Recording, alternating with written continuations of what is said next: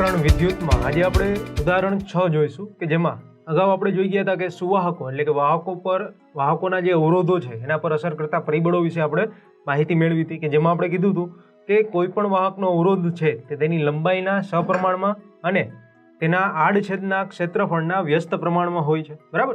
તો આના પરથી આપણે એક અવરોધ માટેનું એક સૂત્ર છે એ તારવેલું હતું કે R is equal to rho એલના છેદમાં એ, અને એ જે સૂત્ર હતું એના પરથી આપણે કેટલાક ઉદાહરણો જોઈશું. હવે એમાં આપણે ઉદાહરણ નંબર 6 જોઈએ કે જેમાં તમને માહિતી આપેલી છે કે ધાતુના 1 મીટર લંબાઈ ધરાવતા તાર અને 20 ડિગ્રી સેલ્સિયસ તાપમાને અવરોધ 26 ઓહ્મ છે. એટલે કે તમને એક ધાતુનો તાર આપેલો છે કે જેની લંબાઈ કેટલી આપેલી છે, આપણે 1 મીટર જેટલી લંબાઈ આપેલી છે અને 20 ડિગ્રી સેલ્સિયસ તાપમાને એનો અવરોધ તમને આપેલો છે 26 ઓહ્મ. એટલે કે R ની વેલ્યુ અને L ની વેલ્યુ તમને આપેલી છે, બરાબર.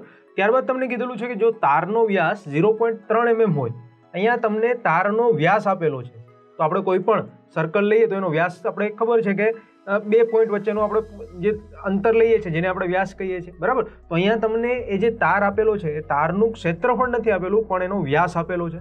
તો એના પરથી આપણે ક્ષેત્રફળ છે એને શોધવું પડશે અને એના પરથી તમને શોધવાનું શું કીધું છે તો તે તાપમાને ધાતુની અવરોધકતા કેટલી છે એ તમને શોધવાનું કીધેલું છે. તો સૌપ્રથમ આપણે જે ઉદાહરણમાં માહિતી આપેલી છે એ માહિતીને આપણે લખી લઈએ અને ત્યારબાદ આપણે એ ઉદાહરણને સોલ્વ કરીએ. તો તમને આપેલું છે કે ધાતુના 1 મીટર લંબાઈ ધરાવતા તારને એટલે કે લંબાઈ જેને આપણે L વડે દર્શાવીએ છીએ, Lનું મૂલ્ય કેટલું આપેલું છે 1 મીટર, બરાબર. તારનું 20 ડિગ્રી સેલ્સિયસ તાપમાન એટલે તાપમાનને તો આપણે સૂત્રમાં નથી લેવાનું પણ અચળ તાપમાન છે એટલે 20 ડિગ્રી સેલ્સિયસ તાપમાન છે એ આપણે ધ્યાનમાં રાખવાનું છે. તો એનો અવરોધ કેટલો આપેલો છે 26 ઓહ્મ. તો આપણે બતાવી શકીએ કે R is equal two 26 ohm તમને આપેલું છે, બરાબર. અને ત્યારબાદ આપણે કીધું કે જો તારનો વ્યાસ 0.3 mm હોય એટલે કે તમને અહીંયા વ્યાસ આપેલો છે અને વ્યાસને આપણે જો D થી બતાવીએ તો તમને આપેલું છે 0.3 mm જેનો વ્યાસ આપેલો છે. પણ આપણું વ્યાસનું આપણે કહીએ કે સૂત્ર પ્રમાણે વ્યાસનું કોઈ કામ નથી, આપણે એનું ક્ષેત્રફળ આડછેદનું ક્ષેત્રફળ શોધવાનું છે, બરાબર. હવે આપણે જોવા જઈએ તો સામાન્ય રીતે કોઈ પણ આપણે તાર લઈએ તો આપણે એ તારની જો રચના જોવી હોય તો કંઈક આ રીતે તમને જોવા મળશે કે આપણી પાસે જે તાર હશે એ કંઈક આવો વર્તુળાકાર આપણે કહી શકાય કે લાંબો અને વર્તુળાકાર હશે. એટલે કે એનું જે આપણે આડછેદ લઈએ એટલે કે વચ્ચેથી જો એને કાપીએ તેનું જે મુખ હશે એ તમને વર્તુળાકાર મળશે, બરાબર. તો આપણા જે માહિતી આપેલી છે માહિતી પ્રમાણે તમને એની લંબાઈ આપેલી છે એટલે આપણે એની લંબાઈ લઈએ કે લંબાઈ તમને કેટલી આપેલી છે 1 મીટર જેટલી આપેલી છે, બરાબર. અને એનો વ્યાસ આપેલો છે. વ્યાસ એટલે આપણે કહી શકીએ કે અહીંયા એના આડછેદમાં આ 2 પોઈન્ટ વચ્ચેનું જે અંતર છે જેને આપણે વ્યાસ કહીએ છીએ 0.3 mm કે જેને આપણે D થી બતાવીએ છીએ, બરાબર. પણ તમને એનું ક્ષેત્રફળ નથી આપ્યું એટલે સૌપ્રથમ તો આપણે એનું ક્ષેત્રફળ શોધવું પડે. એટલે જુઓ અહીંયા આડછેદનો આપણે ભાગ લઈએ તો એ વર્તુળાકાર જેવું તમને જોવા મળશે અને વર્તુળ હોય તો એનું ક્ષેત્રફળ આપણે શોધવું હોય તો π/4d² આવા ઇક્વેશનથી આપણે શોધી શકીએ છીએ, બરાબર. તો અહીંયા પહેલી વસ્તુ તો એ કે જે તમને વ્યાસ આપેલો છે એ mm-માં છે એટલે કે મિલીમીટરમાં છે. તો આપણે સૌપ્રથમ એ મિલીમીટરમાં જે વ્યાસ આપેલો છે એને મીટરમાં ફેરવવો પડશે, બરાબર. એના માટે આપણે ખબર હોવી જોઈએ કે 1 મિલીમીટર એટલે કેટલા મીટર થાય તો કહી શકાય કે 10⁻³ મીટર. તો આપણે અહીંયા નીચે લખી નાખીએ કે 1 mm એટલે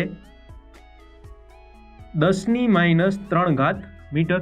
તો આપણી પાસે કેટલા mm છે 0.3 mm, બરાબર. તો 0.3 ગુણ્યા 10⁻³ કરીએ તો તમને ફાઇનલી D ની વેલ્યુ મીટરમાં આપણે જોઈએ તો કેટલી મળશે 3 ગુણ્યા 10⁻⁴ મીટર. જે D એટલે કે એના જે ડાયામીટર એનો જે વ્યાસ છે એની આપણે મૂલ્ય મળશે મીટરમાં. હવે આપણે તો એનું ક્ષેત્રફળ શોધવાનું છે તો સૌપ્રથમ આપણે એના પરથી ક્ષેત્રફળ શોધીએ તો લખી શકાય કે ક્ષેત્રફળ A is equal two π/4d² એટલે કે π/4d² આ સૂત્રની મદદથી તમે એનું જે ક્ષેત્રફળ છે એ ક્ષેત્રફળ શોધી શકો છો, બરાબર. હવે આપણી પાસે આ જે મૂલ્ય હતું કે અવરોધકતા તમને શોધવાની કીધી છે તો અવરોધકતા આપણે ρ વડે દર્શાવતા હતા, બરાબર. તો અવરોધ R, લંબાઈ L અને ક્ષેત્રફળ A અને કહી શકાય અવરોધકતા ρ વચ્ચેનો સંબંધ દર્શાવતું સૂત્ર કયું હતું તો આપણે ભણ્યા હતા કે R ઇઝ ઇક્વલ ટુ ρ Lના છેદમાં A, બરાબર. પણ અહીંયા તમને R, L અને A નું મૂલ્ય છે આપેલું છે, તમને શોધવાનું શું કીધું છે અવરોધકતા એટલે કે આપણે ρ શોધવાનું છે. તો ρ ને આપણે કરતા બનાવીએ તો A અહીંયા છેદમાં છે સામે જશે તો R સાથે ગુણાકારમાં આવશે અને L અંશમાં છે સામે આવશે તો છેદમાં આવશે. તો આના પરથી આપણે લખી શકીએ ρ is equal to R A ના છેદમાં L, બરાબર. હવે આપણી પાસે જે મૂલ્યો છે એ મૂલ્યોને આપણે અહીંયા જે સૂત્ર લખેલું છે એમાં મૂકીએ તો આપણે લખી શકીએ કે રોની વેલ્યુ આપણે શોધવાની છે, તો rho is equal to R, એટલે કે અવરોધ કેટલો આપેલો છે 26 ઓહ્મ. એની જગ્યાએ અત્યારે આપણે શું મૂકશું, π/4 ગુણાકારમાં d સ્ક્વેર અને આખાના છેદમાં l એટલે કે લંબાઈ તમને આપેલી છે 1 મીટર, બરાબર. હવે અહીંયા π/4 d સ્ક્વેર, d એટલે કે જે વ્યાસ આપેલો તો હે, તો એનું મૂલ્ય આપણે મૂકશું. તો આ સૂત્રને ફરીથી આપણે લખીએ તો કંઈક આ રીતે લખી શકાય, 26 ગુણ્યા પાઈ ગુણ્યા ડી. ડી આપણે મીટરમાં લેવાનો છે, એટલે 3 ગુણ્યા 10⁻⁴ વર્ગ ના છેદમાં π/4 એટલે 4 છેદમાં આવશે ગુણ્યા 1, એટલે કે આ રીતે તમે મૂલ્યો જે છે એ મૂકીને તમે આ રીતે વેલ્યુ ફાઇન્ડ કરી શકો.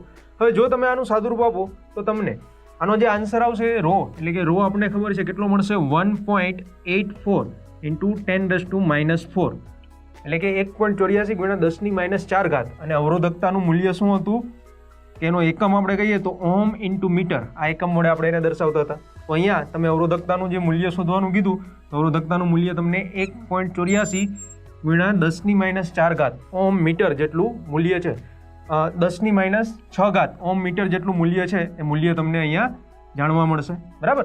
અને આ મૂલ્ય પરથી આપણે એક અનુમાન લગાવી શકીએ કે આપને ખબર છે કે અવરોધકતા છે એ અવરોધકતા જે વાહક પદાર્થ અથવા તો વાહક તાર બનેલો હોય છે એના મટીરિયલ એટલે કે એની દ્રવ્યની જાત ઉપર આધાર રાખે છે.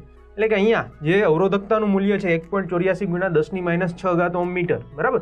તો આ 10⁻⁶ ઓહમ મીટર 1.84 એ આપણા એના જો સ્ટાન્ડર્ડ એક કોષ્ટકમાં જોઈએ તો એના પરથી આપણે અનુમાન લગાડી શકીએ છીએ કે આપને જે અહીંયા ધાતુના તારની વાત કરેલી છે, એ ધાતુનો જે તાર છે એ કહી શકાય કે મેંગેનીઝ ધાતુનો બનેલો હશે. કારણ કે મેંગેનીઝની અવરોધકતા જો તમે રેફરન્સ એક કહી શકાય કે રેફરન્સમાં અથવા રેફરન્સ ટેબલમાં તમે જોવા જાઓ તો મેંગેનીઝ ધાતુ એવી છે કે જેની અવરોધકતા 1.84 × 10⁻⁶ ઓહમ મીટર જેટલી તમને જોવા મળે. એટલે કે આના પરથી આપણે એક અનુમાન લગાવી શકીએ તમારી પાસે જે ધાતુનો તાર છે એ મેંગેનીઝ ધાતુનો બનેલો હોય છે, બરાબર. તો આપણે અહીંયા અવરોધકતા જ શોધવાની કીધી હતી, તો આપણે R = ρL/A એ સૂત્રનો ઉપયોગ કરી અને બધી જે મૂલ્યો આપેલા છે મૂલ્યોમાં મૂકીને આપણે અવરોધકતાનું મૂલ્ય શોધી શકીએ.